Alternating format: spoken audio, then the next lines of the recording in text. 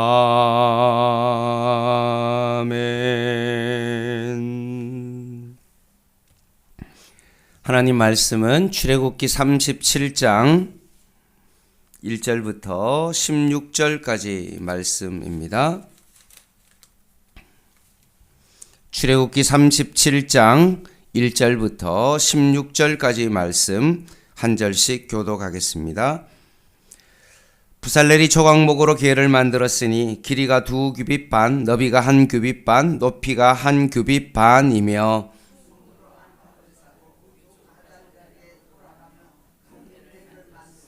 금고리 넷을 부어 만들어 네 발에 달았으니 곧 이쪽에 2고리요 저쪽에 2고리이며 그 채를 개 양쪽 고리에 깨어 개를 매게 하였으며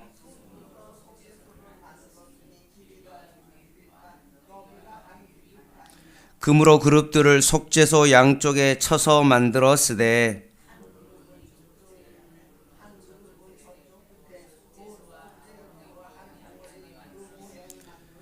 그룹들이 그 날개를 펴서 높이 펴서 그 날개로 속죄소를 덮었으며 그 얼굴은 서로 대하여 속죄소를 향하였더라.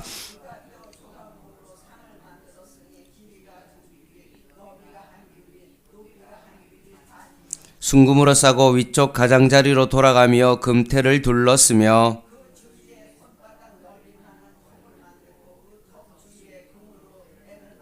상을 위하여 금고리 넷을 부어 만들어 네 발 위 네 모퉁이에 달았으니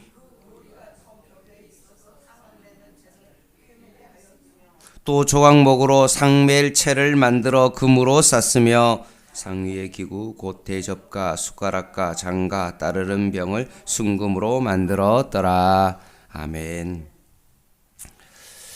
오늘 본문의 말씀은 우리가 출애굽기 25장에 미리 살펴본 말씀입니다. 25장의 성전 기구에 대한 설계도가 있다면 이제 오늘 본문 37절에는 설계도로 만드는 과정을 기록하고 있습니다. 1절에 보면 부살렐이 나옵니다.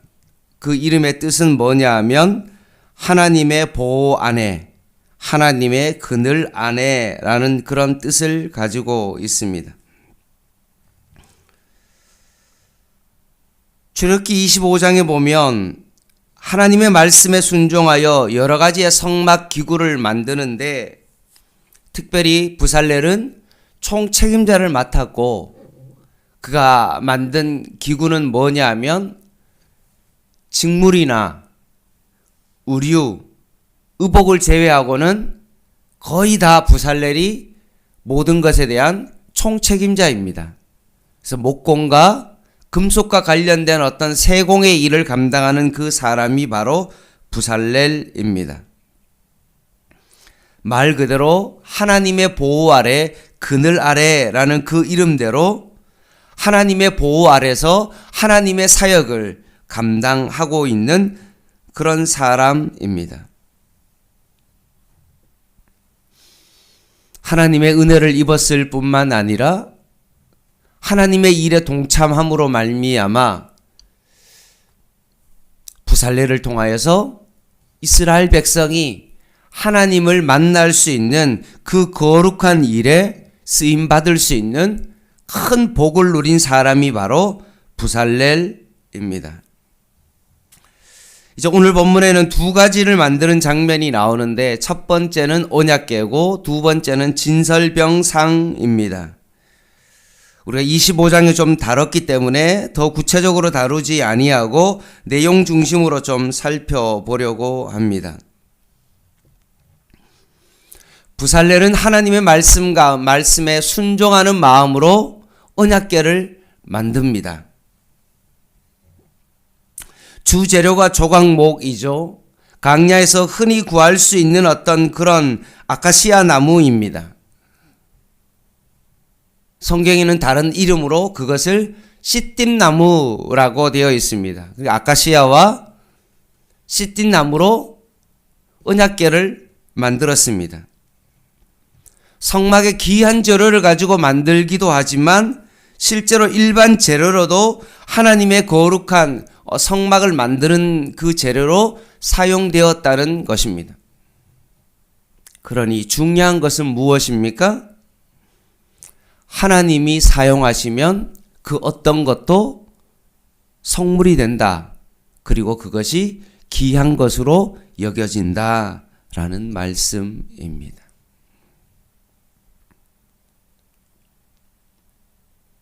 내가 가지고 있는 것으로 일반적인 것이라도 내 마음을 담아서 그것이 하나님 앞에 쓰임을 받는다면 그것은 바로 하나님 앞에 귀한 성물이 된다는 말씀입니다. 2절부터 좀 보시면 조각목 아카시아 나무로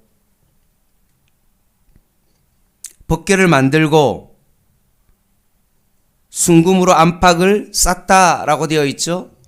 지금으로 말하면 도금을 한다는 그런 뜻입니다.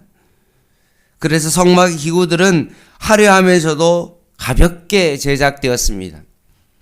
만약에 법궤가 순금으로 다 제작되었다고 그러면 어떻게 될까요? 들 수가 없습니다. 무거워서. 어떻게 들기는 들지만 이 법궤가 고정용이 아니라 이동용이기 때문에 겉으로 보기에는 화려하지만 실제로 무게는 가벼워야 되기 때문에 그렇게 만들었던 것입니다. 그리고 그 법궤를 만들어 금고리 넷을 달았습니다. 그리고 거기에다가 채를 만들어 가지고 막대기죠. 막대기를 걸어서 들고 다닐 수 있도록 만들었고 그 막대기도 어떻습니까? 순금으로 싸서 도금한 조각목으로 만들었기 때문에 그 채도 어떻습니까? 가볍습니다. 그래서 그 막대기 때문에 레위인들이 그 법궤를 안 만져도 되고 쉽게 그 법궤를 이동할 수 있도록 그렇게 편하게 만들었던 것입니다. 6절을 보겠습니다. 언약궤가 있는데 우리가 말하면 쉽게 말하면 큰 괴짝이 있는데 거기에 뚜껑을 덮은 거죠. 근데 그 뚜껑만 있는 것이 아니라 그 양쪽에 보면 뭐가 있냐면 그룹들이 있습니다. 그래서 그 그룹들이 결국 그 속죄소를 덮고 있고 날개를 펴서 덮고 있고 서로 마주보면서 속죄소를 향하여 있는 이런 장면으로 거기에 자리 잡고 있는 것입니다. 그래서 그것이 법궤다라고 말씀합니다. 그래서 그 속죄소라는 그 6절에 보면 속죄소가 있는데 거기 속죄소 왼쪽에 보면 작은 가로 1번이라고 되어 있고 밑에 아래에 보면 각 주에 뭐라고 되어 있냐면 시은자다. 그리고 거기에 설명이 뭐라고 되어 있냐면 곧 은혜의 자리이다 라고 말씀합니다.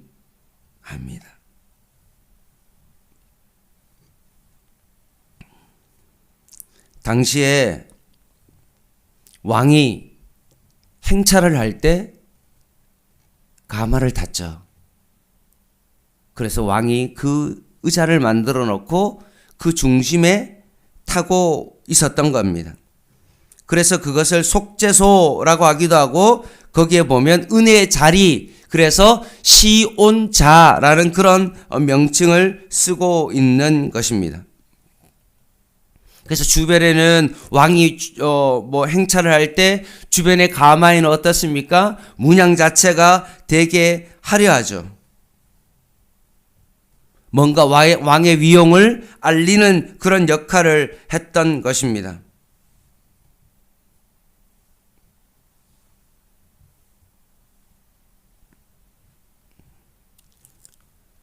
그래서 오늘 이 법궤는 레위인들이 가마꾼이 되어서 그것을 들고 이동을 했고 평상시에는 어떻습니까? 성막이 고정용으로 있다가 이스라엘 백성의 진과 함께 성막이 함께 있다가 또 이스라엘이 이동할 때는 최고 앞서서 그 언약궤가 먼저 가고 이스라엘 백성이 그 뒤를 따라가는 어떤 역할을 감당했던 것입니다. 그러면 한번 생각해 보십시오.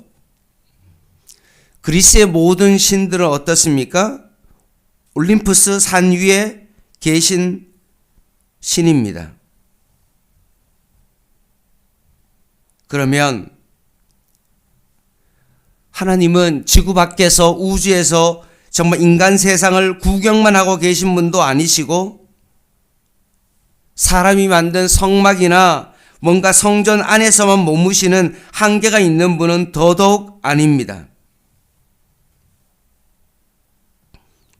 온 우주를 창조하신 하나님은 시온자에 앉으셔서 시공을 초월하여 성도와 함께 하시는 분이십니다. 우리와 함께 하시어 우리의 길을 만들어 인도하여 주시고 그 하나님만을 눈을 들어 바라보시는 성도님 되시기를 간절히 바랍니다. 언약궤가 시온자가 되어 그 자리에서 우리의 모든 것을 지켜보실 뿐만 아니라 우리와 함께 하시고 우리의 앞길을 인도하시는 그 하나님을 오늘 이 아침에 함께 바라볼 수 있기를 간절히 바랍니다. 두 번째입니다. 진설병상입니다. 10절에 나옵니다. 언약궤와 같은 재료죠. 조각목으로 상을 만들었습니다. 상이니까 우리가 말하는 식사할 수 있는 테이블과 같은 식탁이라고 생각하면 됩니다. 그래서 출애굽기 25장에는 여기 상을 만들었다라고 되어 있는데 25장에는 소개된 것이 뭐냐면 진설병상이다라고 분명히 가르칩니다. 부살렐이 진설병상을 어떻게 했습니까? 하나님께서 가르쳐 주신 크기 그대로 온전히 순종하여 그것을 만듭니다. 여러분 한번 생각해 보십시오. 하나님께서 설계해서 그것을 만들라고 했습니다. 부살렐이 만들 때 공정이 생각보다는 복잡한 것이 있지 않겠습니까? 어떤 문양을 만들어야 되는데 그 문양을 만들면 시간이 오래 걸리고 너무나 절차가 복잡해서 부살렐이 생각하기에 이거는 뭐 굳이 없어도 되겠다라고 생략하거나 그러지 아니했습니다. 그냥 하나님께서 만들라고 하신 그대로 그것을 만든 것입니다. 오늘 진설병상도 마찬가지입니다. 왜 이렇게 턱이 높지? 그냥 내가 생각하기에는 문양 그렇게 안 높여도 되는데 라고 그렇게 생각하지 아니하고 하나님께서 말씀하신 대로 손바닥 넓이만큼 턱을 만들라라고 그렇게 말씀하셨으니 그 턱을 만듭니다. 그리고 그 상위에 뭐가 올라갑니까? 금으로 싼 화려한 식탁 위에 뭔가 진귀한 어떤 그런 음식이 담겨서 올라가는 것이 아니라 그 진설병은 어떻습니까? 사실 12개의 무교병입니다. 맛이 없는 전병입니다. 화려한 테이블 위에 볼품없는 음식이 올라가는 거죠.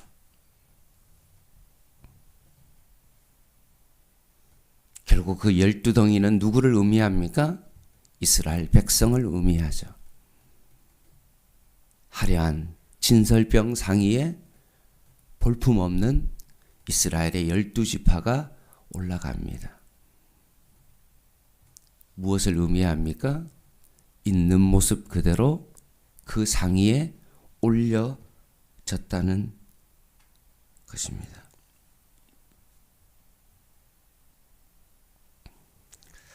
또 구체적으로 한번 더 보겠습니다. 13절 말씀입니다. 진설병상도 만들어서 언약궤처럼 금고리 넷을 부어 만들었습니다. 근데 그 위치가 뭡니까? 네 발 어디입니까? 위입니다. 모퉁이라고 13절에 되어 있죠. 그러면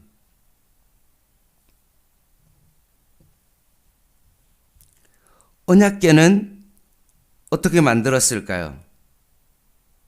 그 위치가 어디냐면 바로 발 아래에 만들었습니다. 그러면 왜 언약궤는 발 아래에 채를 둬서 그것을 둘 수 있게 했고, 왜 진설병은, 테이블은 왜 발 위쪽에 그 채를 한 이유가 뭘까요? 그것은 언약궤는 어떻게 해야 됩니까? 높이 올려야 됩니다. 왜냐하면 이동할 때 앞서 나아가기 때문에 언약궤를 바라보고 그것을 가야 되기 때문에 언약궤는 어떻게 해야 됩니까? 높아야 됩니다.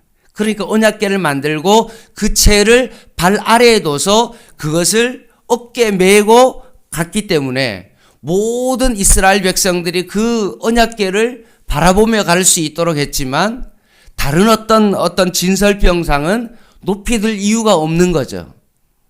그래서 어떻게 했습니까? 발 위에 둬서 무게 중심이 아래로 갈 수 있도록 사람 넷이 어떻게 했습니까? 그냥 편하게 무게 중심을 아래로 두고 편하게 들 수 있도록 위치를 아래로 낮추어서 만들었습니다. 그래서 13절 말씀에 금고리 넷을 부어 네 발 위에 네 모퉁이에 달았으니 그 고리가 턱 곁에 있어서 상을 매는 채를 깨게 하였으되 또 조각목으로 상 매일 채를 만들어 금으로 쌌다라고 말씀합니다. 이동하기 편하도록 그렇게 만들었던 것입니다. 언약궤는 어깨에 메고 움직일 수 있도록, 보일 수 있도록, 그리고 진설병상은 아래에 둬서 편하게 이동할 수 있도록 그렇게 만들었다. 그리고 16절 보면 상위의 기구 곧 대접과 숟가락과 장과 따르는 병을 다 순금으로 기구들을 만들었다라고 말씀합니다. 말씀을 마무리하겠습니다.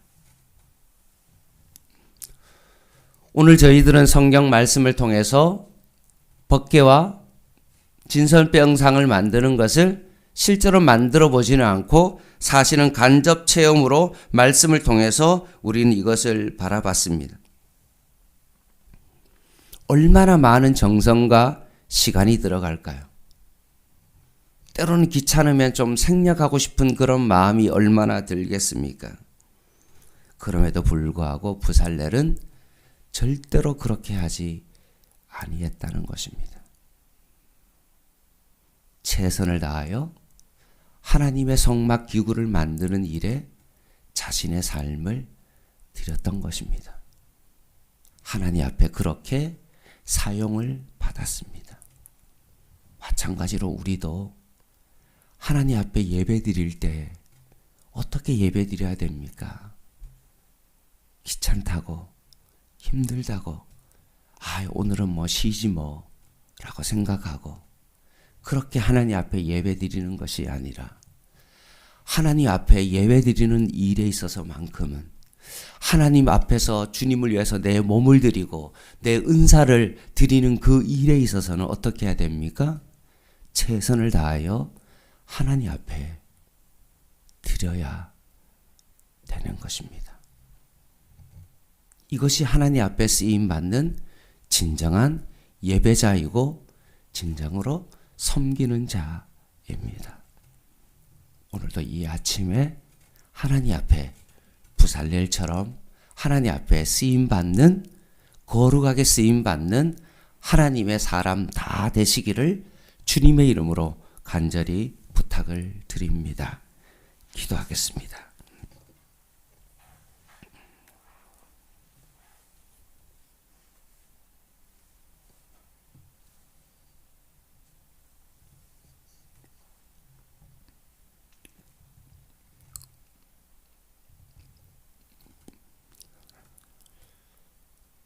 하나님 아버지, 지혜로운 사람 부살렐이 지혜로울 수 있었던 것은 하나님의 방법대로 이 모든 것을 감당했던 것처럼 내 생각이 너무나 많아 내 생각대로 그 일을 편하게 하는 것이 아니라 하나님의 말씀대로 한 걸음 한 걸음 그 걸음을 내디딜 수 있는 부살렐과 같은 그런 사람 되게 하여 주시옵소서.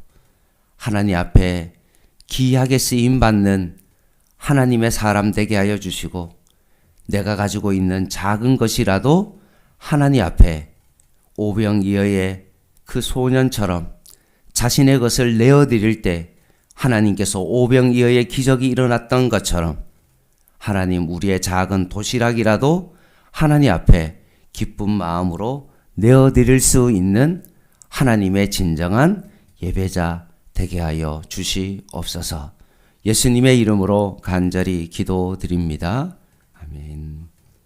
개인 기도 하시겠습니다.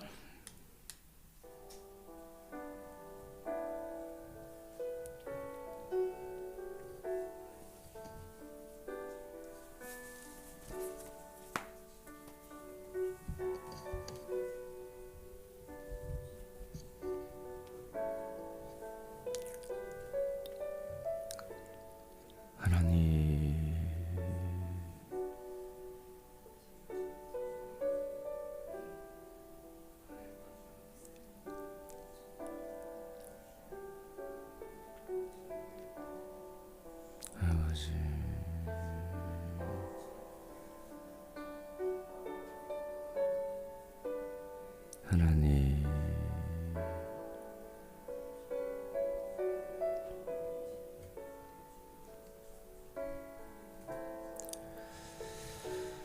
내 생각이 너무나 많아 내 방법대로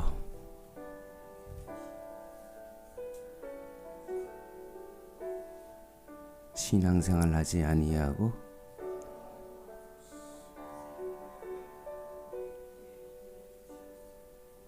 하나님께서 기뻐하시는 대로 하나님 앞에 진정으로 예배할 수 있는 진정한 예배자 되게 하여 주시옵소서.